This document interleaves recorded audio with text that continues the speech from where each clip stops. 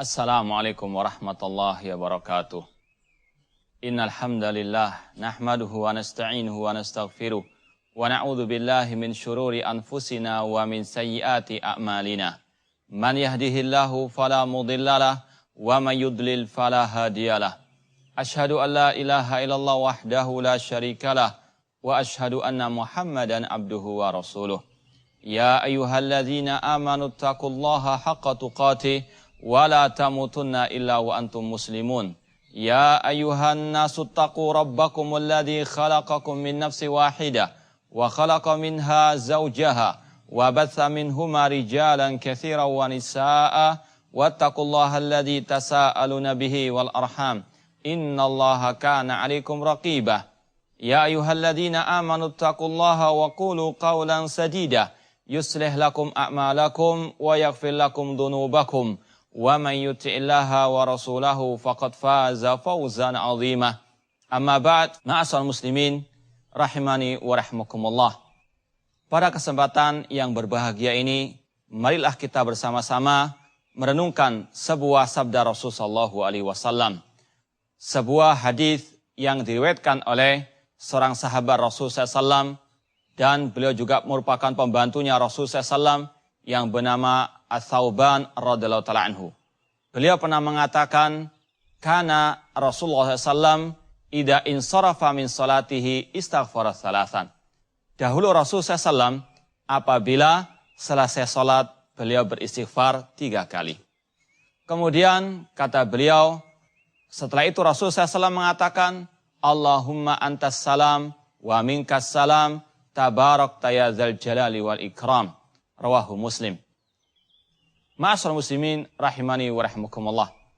Ini merupakan salah satu zikir yang dianjurkan, disyariatkan untuk kita membacanya setelah selesai salat fardu. Di sini ada beberapa hal yang perlu kita sampaikan. Yang pertama, bahwasanya zikir tersebut itu disyariatkan untuk dibaca selesai salat fardu, bukan salat yang sunnah. Kemudian, di antara zikir yang dibaca oleh Rasulullah selesai salat adalah istighfar 3 kali. Yang pertama, ma'asyiral muslimin rahimani wa rahmakumullah. Ini merupakan salah satu zikir yang muqayyad. Zikir yang diikat dengan bilangan, yaitu 3 kali, dan dibaca selesai salat fardu. Para ulama mengatakan, zikir ada 2, zikir yang muqayyad dan zikir yang mutlak. Zikir yang muqayyad ini tidak boleh untuk kita menambahkan lebih daripada yang telah dicontohkan oleh Rasulullah SAW. Istighfar cukup 3 kali. Seorang ulama salaf yang bernama Abu Zu'ar Ar-Razi rahimahullah ta'ala ditanya bagaimana cara beristighfar, yaitu mengatakan astagfirullah, astagfirullah, astagfirullah. Ini cukup 3 kali saja dibaca pada waktu selesai salat fardu. Tidak boleh untuk kita menambah-nambahkannya. Karena sudah muqayyad, terikat dengan bilangan. Seandainya lebih dari itu dibolehkan, itu baik, maka Rasulullah SAW yang akan pertama kali mengamalkannya, mencontohkannya, mengajarkannya kepada kita. Namun karena kita telah diberitahukan oleh seorang sahabat dari Tsauban bahwa Rasulullah SAW hanya 3 kali beristighfar, maka cukup bagi kita Rasulullah SAW sebagai qudwah kita. Cukup 3 kali saja istighfar selesai sholat. Kalau mau kita menambah istighfar, silahkan menambah di luar waktu-waktu yang telah diikat dengan bilangan tadi. Terserah berapa kali kita mau beristighfar. Karena memang itu adalah zikir yang mutlak. Kalau mau kita melakukannya di luar waktu-waktu tersebut. Adapun selesai sholat cukup 3 kali. Maka barang siapa menambahkannya, berarti dia telah mengada-ada ajaran syariat yang tidak pernah diajarkan oleh Rasulullah SAW. Dan Allah mengatakan, Am lahum syuraka'u syara'u lahum minad dini ma lam ya'dzan bihillah. Apakah mereka memiliki sekutu-sekutu yang mensyariatkan ajaran agama yang tidak pernah diizinkan oleh Allah Subhanahu wa taala. Abdullah bin Mas'ud mengatakan, ittabi'u wa la tabtadi'u faqad kufitum. Ikutilah apa yang telah ada ajarannya dari Rasulullah SAW dan jangan mengada-ada karena kalian sudah dicukupi. Rasul telah mencukupkan kita, telah menjelaskan kepada kita semua yang kita butuhkan, baik dalam urusan zikir, ataupun sholat, atau yang lainnya daripada urusan agama ini. Sebagaimana Rasul mengatakan dalam hadis yang diriwayatkan Imam Tabrani, "Ma baqiya syai'un yuqarribu minal jannah wa yubaidu minan nar illa waqad buyyina lakum." Tidak ada sesuatu pun yang tersisa dari urusan agama ini yang bisa mendekatkan kalian ke dalam surga dan menjauhkan kalian dari api neraka kecuali semuanya telah dijelaskan oleh Rasul sallallahu alaihi wasallam.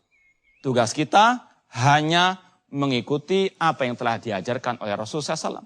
Rasul SAW bersabda, "Man amila amalan laisa alaihi amruna fahuwa raddun." Barang siapa yang melaksanakan suatu amal ibadah yang tidak sesuai dengan sunnahku, maka tertolak. Rawahu Muslim.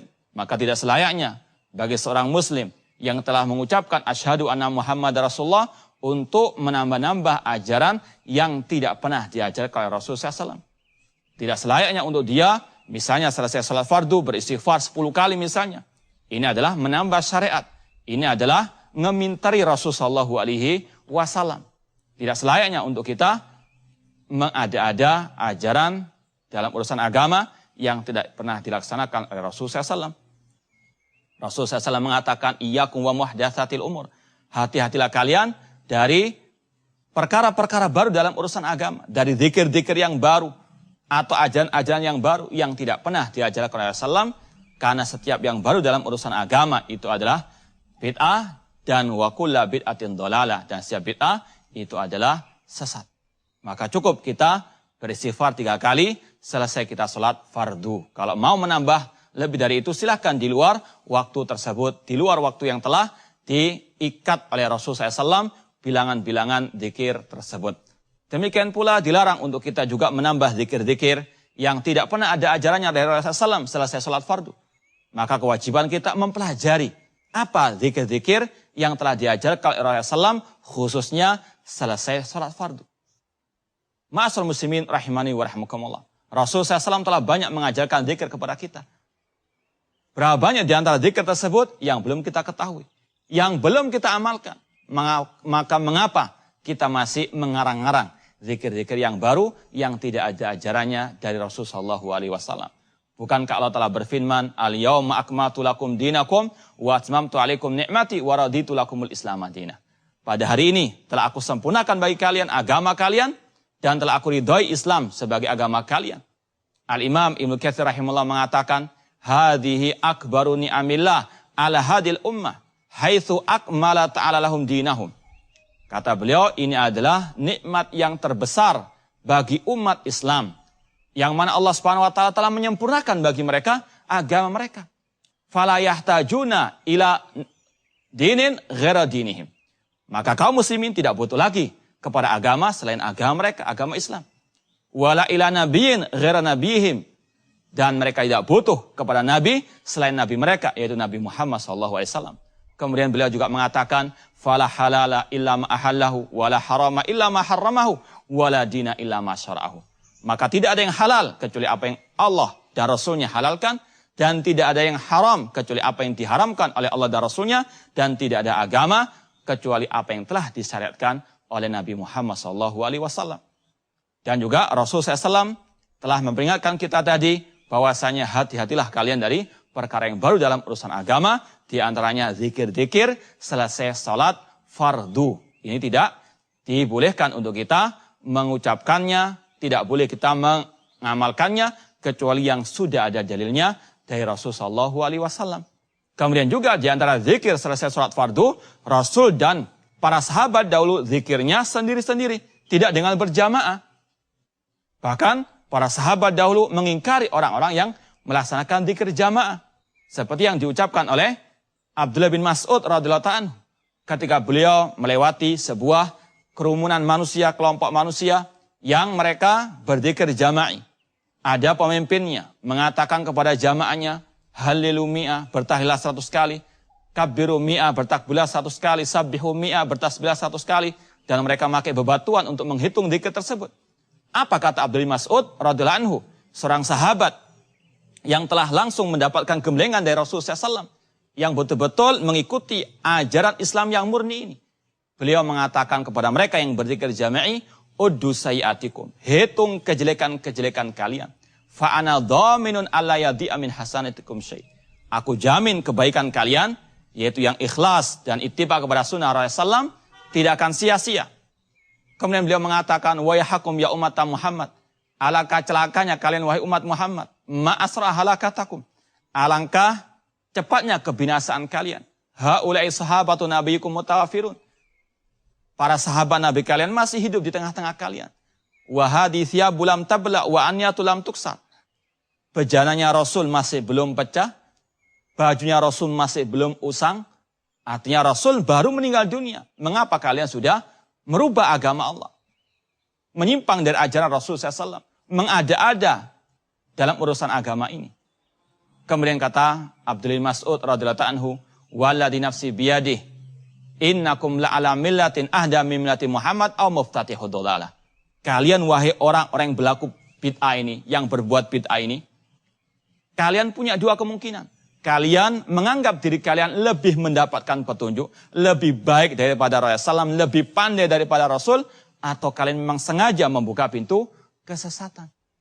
Kemudian kata orang-orang yang berzikir jamaah tersebut, ya Aba Abdurrahman, ma aradna ilal khair. Wahai Abdullah bin Mas'ud, kami tidak menginginkan kecuali kebaikan.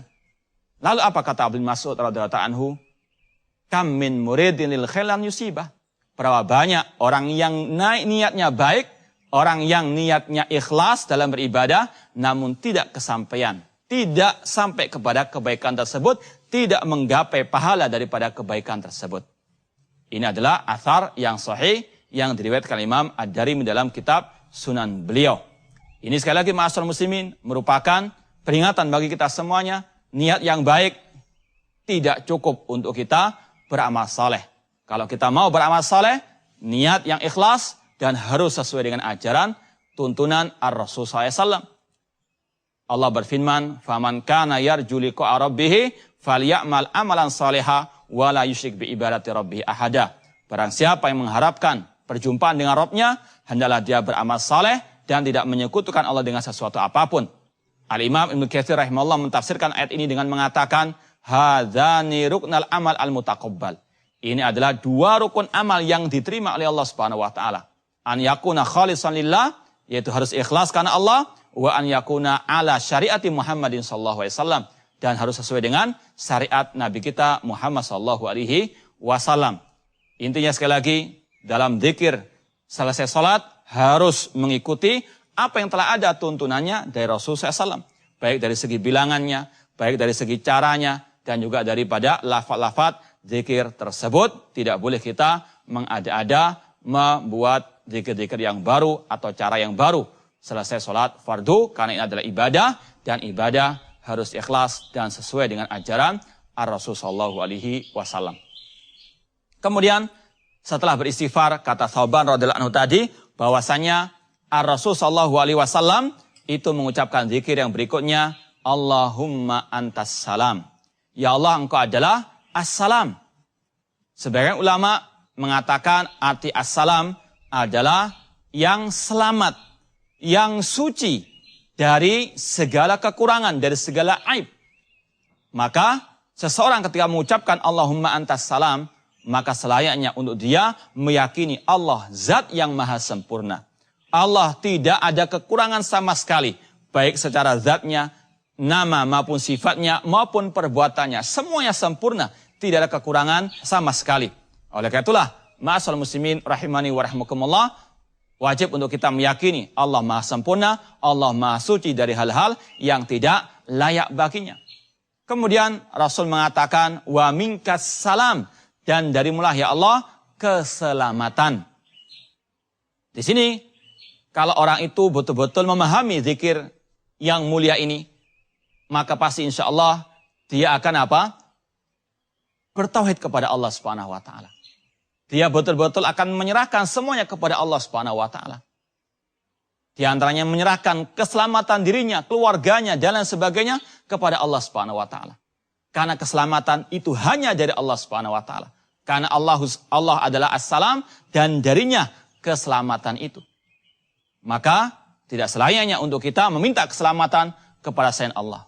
Tidak boleh kita minta keselamatan kepada nabi, kepada wali, kepada kiai atau yang lainnya. Mintalah keselamatan kepada Allah Subhanahu wa taala.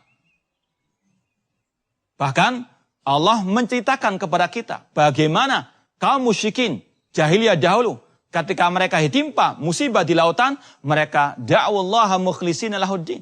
Fa idza raqibu fil fulki da'wallaha mukhlishina lahuddin. Falamma najjahum ilal barri idahum yusyrikun.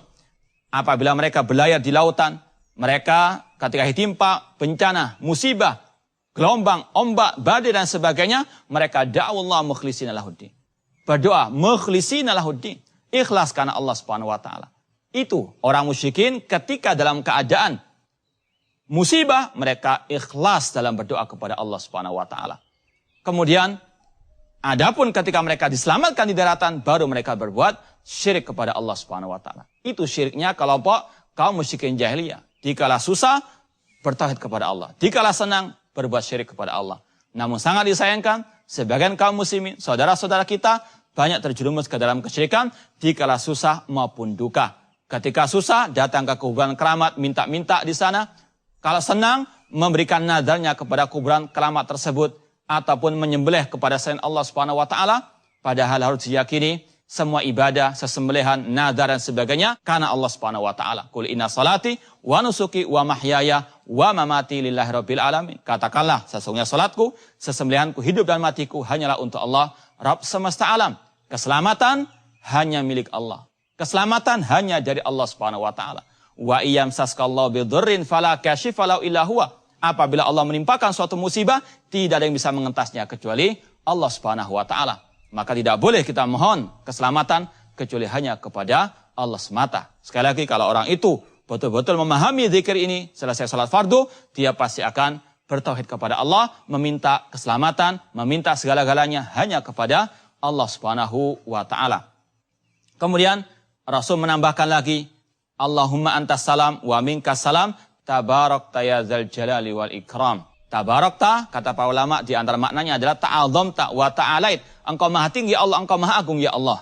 Allah Subhanahu wa taala maha tinggi zatnya, kedudukannya dan sifatnya. Oleh karena itulah kita harus meyakini Allah fis sama, Allah di atas langit. Ar-Rahmanu 'alal arsy istawa, Allah bersemayam di atas arsy. Aamintum man fis sama, apakah kalian merasa aman dari zat yang ada di atas langit? Ini adalah keyakinan orang yang beriman. Allah ada di atas langit, Allah ada di atas arsy, tidak di mana-mana. Dan kata para ulama, bahwasanya dalil tentang ketinggian Allah di atas arsy, di atas langit, ini ribuan. Baik dalil secara Al-Quran, hadis, Al-Fitrah, Al-Ijma', demikian pula dalil secara akal. Sebagaimana juga yang diucapkan oleh Imam Abu Hanifah rahimahullah, beliau mengatakan, wallahu yud'a min a'la la min asfal, li'anal asfal laisat min sifatir rububiyah walal uluhiyati fi syai'.